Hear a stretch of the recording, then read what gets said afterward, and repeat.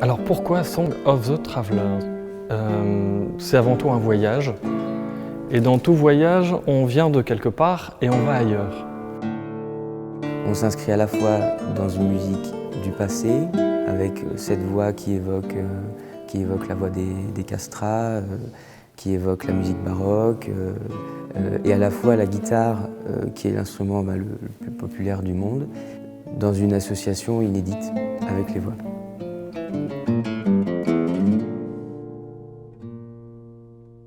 À la place de penser pour deux voix, j'ai tenté un petit peu de me projeter dans des chœurs en fait. Et ce que je ne pouvais pas mettre évidemment, par exemple pour les deux voix, eh bien, je l'ai traduit pour les deux guitares, afin que la guitare n'ait pas un rôle d'accompagnement en fait. Pascal a composé des folk songs, des histoires amoureuses, des histoires humaines. Et pour passer au-delà de l'humain, il a eu la géniale idée de composer des œuvres sacrées. Et ces œuvres sacrées, tout à coup, nous amènent, en tout cas moi en tant qu'interprète, elles m'amènent ailleurs.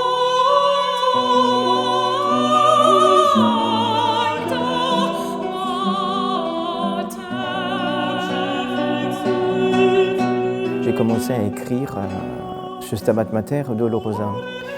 Je l'ai adressé à Bertrand Dazin en ignorant qu'il était l'héritier musical de James Bowman.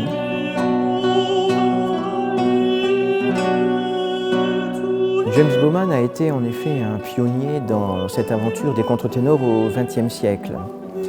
Et outre une discographie qui est très très importante, il a aussi réussi à créer une transmission.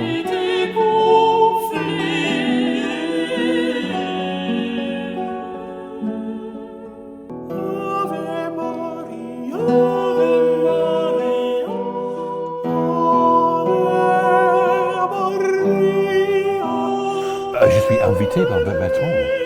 Bertrand m'a dit Pascal a écrit une chose pour nous. Et Bertrand m'a téléphoné.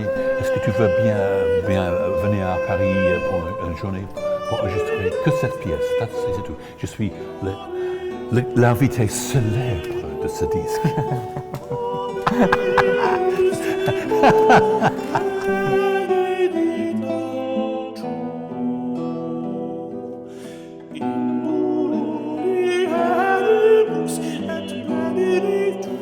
Il y a quelque chose là qui se produit de totalement étrange, une sorte de fusion, et qu'on ne peut pas expliquer puisque ça relève de ce côté de transmission qui est magique.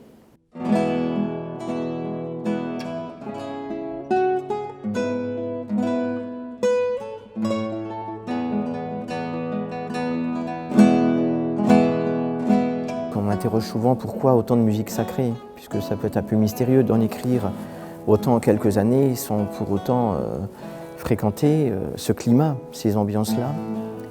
Et je trouve qu'à ma façon, c'est une manière de se retrouver, de trouver peut-être un autre chemin. Et en tout cas, c'est une forme de prière à ma façon.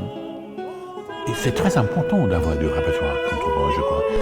On ne peut pas rester tout le temps avec musique ancienne et baroque. Ça, c'est embêtant, au fond.